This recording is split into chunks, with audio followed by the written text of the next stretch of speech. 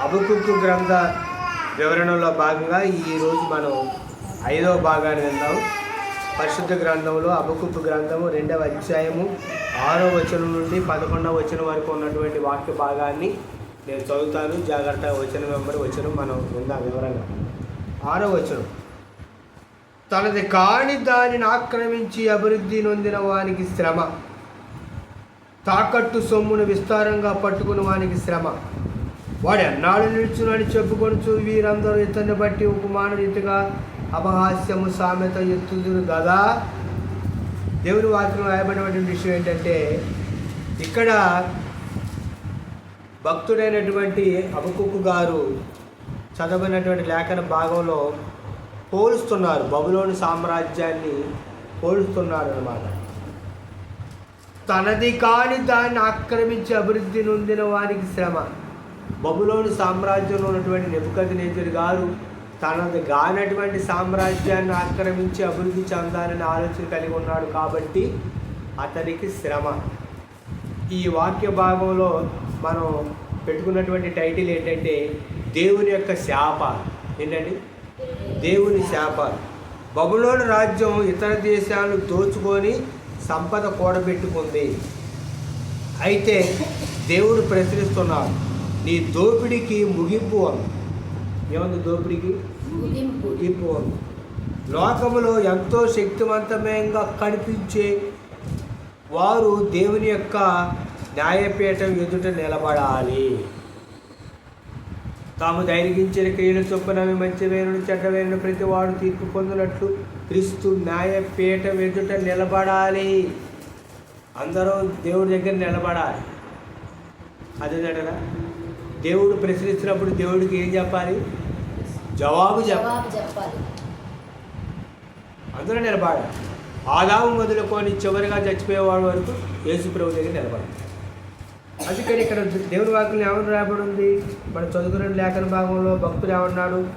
దేవుని వాక్యంలో తనది కాని దాన్ని ఆక్రమించి అభివృద్ధి నొందిన వానికి శ్రమ. లోకంలో చూడండి, వాళ్ళది కాని వేరే దాన్ని ఆక్రమించుకొని డెవలప్ అవుతారు. దాని ద్వారా శ్రమ. అంతేంటారా?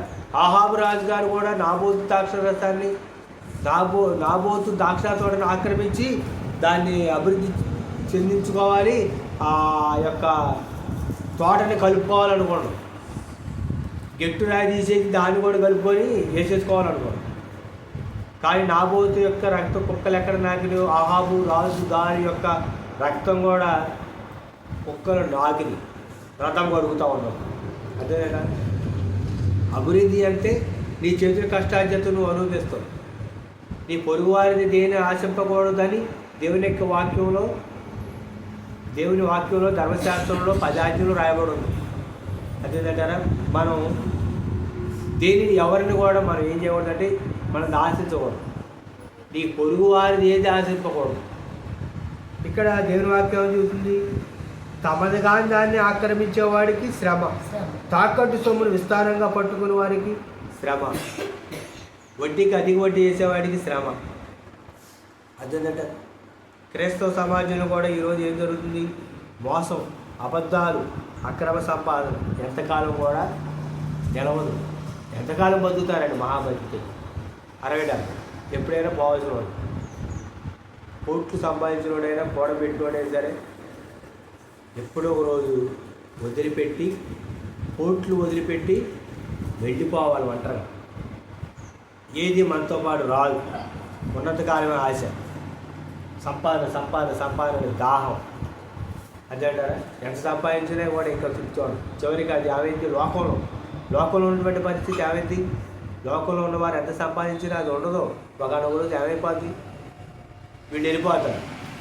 అదేంటారా, కనుక దేవుని వాక్యం చెప్తామంటే తమది కాని దాన్ని ఆక్రమించుకునే వాడికి శ్రమ. అందుకనే వాక్యం నీ జీవిత కష్టార్జితాన్ని అనుభవిస్తున్నావు అని చెప్తుంది.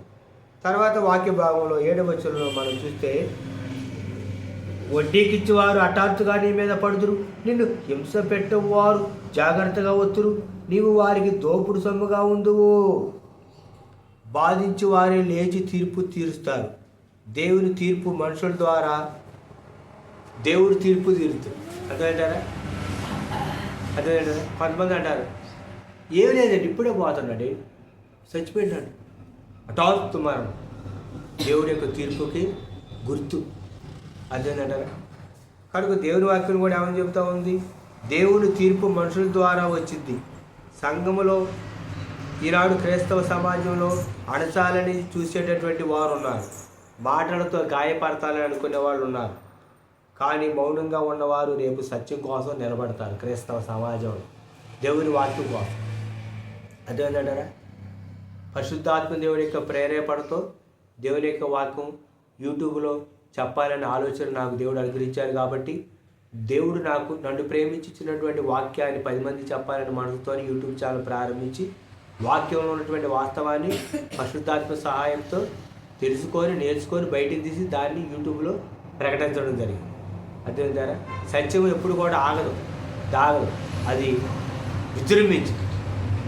కనుక సమాజంలో కూడా చూడండి, అణచాలని పిల్లిని గదిలో పెట్టి తాళమే తేమైతే అది పూలేదు. సత్యం కూడా ఎప్పుడు మౌనంగా ఉండదు, అది గర్జించింది. అదేంటారా. కనుక 7వ వచనంలోంచి మనం నేర్చుకోవాల్సిన విషయం ఏంటంటే, బాధ పెట్టేవాళ్ళే ఒక రోజు లేచి తిరగబడతారు. అదేంటారా. అది మనం 7వ వచనంలోంచి నేర్చుకోవాల్సింది. 8వ వచనం చూడండి, దేవుని వాక్యం 8వ వచనంలో రాయబడిన మాట, బహుజనముల ఆస్తిని నువ్వు మొదలుపెట్టి ఉన్నావు కనుక శేషించిన జనులు దేశములకు పట్టణములకు వాటిలో నివాసములు నీవు చేసిన నరాజ్య బట్టి బలత్కారం బట్టి నేను కొల్లపెట్టుదురు. మనం ఇంత చదువుకున్నాం 8వ వచనంలో, బబులోను యొక్క సామ్రాజ్యం వారు రక్తంతో నింపబడ్డారు, రక్తం చిందించారు బాగా. అదేంటంటారా. దేవుని వాక్యం ఏమని చెప్తుంది, గలతీ రాసిన పత్రిక 6వ అధ్యాయం 7వ వచనంలో, ఏది ఇత్తువో అదే గోత్రం. అర్థమైందంటారా. జామకాయ వ్యక్తి మామిడికాయ కాయ కావాలంటే వచ్చిందా? రాదు. మనం ఏదైతే ఇస్తామో అదే కోరుతాం. మంచి కోరుతాం, చెడు కోరుతాం. అర్థమైందంటారా. నీ నోటి మాటలు బట్టి నువ్వు తీర్పు తీర్చబడదు అని దేవుని వాక్యంలో రాబడి. నీ నోటి మాటలు బట్టి నువ్వు నీతిమంతుడు అని, నీ నోటి మాటలు బట్టి నువ్వు అనీతిమంతుడు అని తీర్పు తీర్చబడుతూ. ఆత్మలు సంఘం నుండి దూరం అవ్వకూడదు. యోహాను గారు రాసిన 1వ పత్రిక 3వ అధ్యాయం 15వ వచనం ఏమని రాయబడింది, సంఘంలోకి మన ద్వారా ఒక ఆత్మ రావాలి. సంఘంలోంచి ఒక ఆత్మ మన ద్వారా ఏమైపోకూడదు, వెళ్ళకూడదు. పొమ్మలు లేక వాళ్ళని పొగ పెట్టకూడదు. అదేంట ఒక ఆత్మ సంఘంలో చెడిపోతే దానికి మనం దేవుడి సన్నిధిలో ఏం చెప్పాలా, లెక్క చెప్పాలి. ఈనాడు క్రైస్తవ సమాజంలో సంఘాలు అవుతుంది, పొమ్మలు లేక పొగబెట్టి ఆత్మలు బయటికి వెళ్ళిపోవాలి.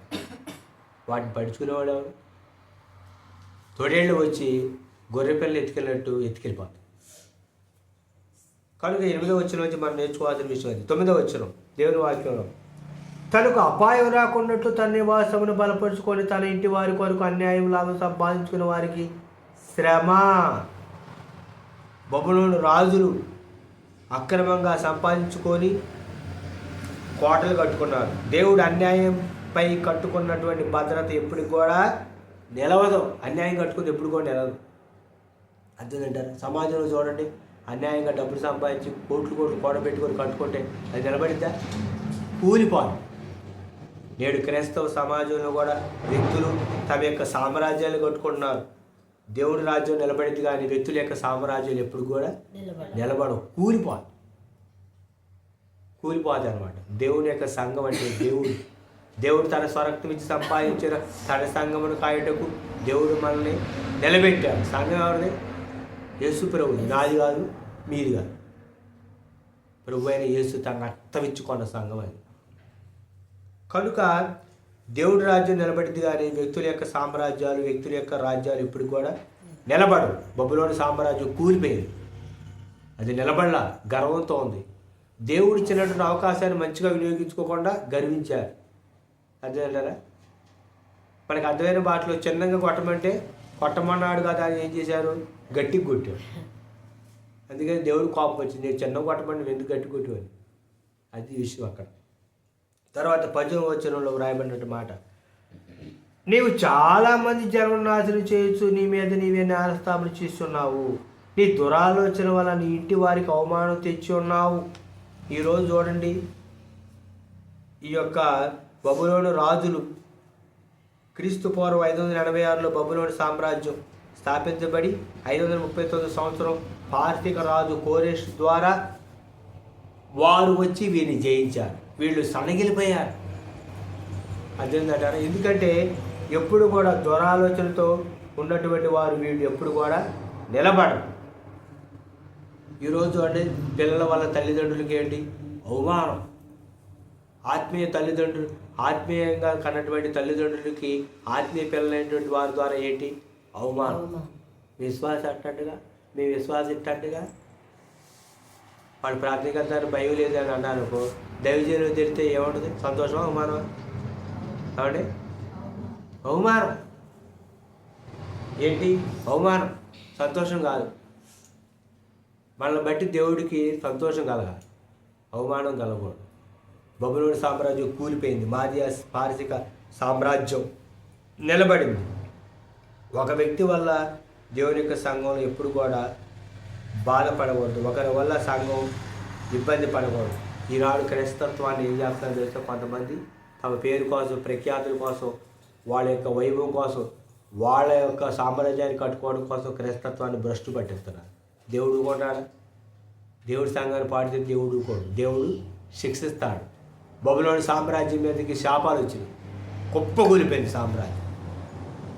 రంగరంగ వైభవంగా ఉండి వర్ధిల్లినటువంటి మహాసామ్రాజ్యం బబులోని సామ్రాజ్యం కుప్పగూలిపోయి మాదియగ పారసిక రాజు కోరెషు వచ్చి ఆ రాత్రే బెల్షాజరు హతుడైపోయాడు. బాగా ఫుల్లుకు తాగి ఉండవు, అర్థమేంటారా? బాగా తాగి దేవుడి పాత్రలో ద్రాక్షారసం పోసుకు బాగా తాగేసాడు. మెరెటెక్కిల్ ఉపారిసిన్, దేవుడు నీ విషయంలో లెక్క చూడగా నువ్వు ఎలా కనపడ్డావు? తక్కువ కనపడ్డావు. ఆ రాత్రి మాది పార్థికులు దండెత్తి కోరేషన్ ఏం చేశారు? లేపారేశారు, తీసేసాడు దేవుడు. తర్వాత మాది పార్థికులు వచ్చారు. 11వ వచనం, గోడల్లోని రాళ్ళు మొరపెట్టుచున్నవి, దూరములు వాడికి పెంచుతున్నవి. అదేంటారా? నువ్వు చేసినటువంటి అన్యాయము నువ్వు కట్టిన గోడల్లో ఉండదు. మనం అనుకుంటాం, అరే ఆడికి ఏంటిరా పచ్చగొండ, చూడు ఎంత ఖర్చు పెట్టాడు, ఎంత బాగా సంపాదించాడు, ఖర్చు పెట్టి బాగా సంపాదించాడు, వీడు ఊరిపోదు. అంటే బబులోని సామ్రాజ్యం కూలిపోయింది, మాదియా పార్శిక సామ్రాజ్యం వచ్చింది. కనుక దేవుని వాక్యం చెప్తుంది, ఈనాడు మనం ప్రభు సన్నిధిలో మనం పశ్చాత్తాపడి ఆయన సన్నిధికి రావాలి. అంతేనంటే కొంతమంది అంటే ఊరినే మాట్లాడదు గౌకం. నేను అట్లా మాట్లాడదాం అనుకోలేదు, కానీ వచ్చేసింది. ఎదుటి వాడిని మనం గాయపరిచేటట్టు మన గాయపరిస్తే ఏది గాయపరచాలి? వాక్యం గాయపరచాలి. ఏ గాయపరచాలండి? దేవుని యొక్క వాక్యం నిన్ను నన్ను గాయపరిచింది. ఎందుకు? రక్షణార్థమైన మారుమనసు. అదేంటారా? దేవుని వాక్యం ఏమని చెప్తుంది? రక్షణార్థమైనటువంటి మారుమనసు కలిగి చేసిద్దంట. ఏంటిది? పశ్చాత్తాపంతో కూడినటువంటి దుఃఖం రక్షణార్థమైన మారుమనసు కలిగి చేసింది. అది మన జీవితాలు మార్చింది. కనుక వచ్చేవారం మరలా హబక్కూ గ్రంథం 6వ భాగాన్ని మనం నేర్చుకున్నాం. అట్టి కృప ప్రభు మనకు అనుగ్రహించును గాక. ఆమేన్.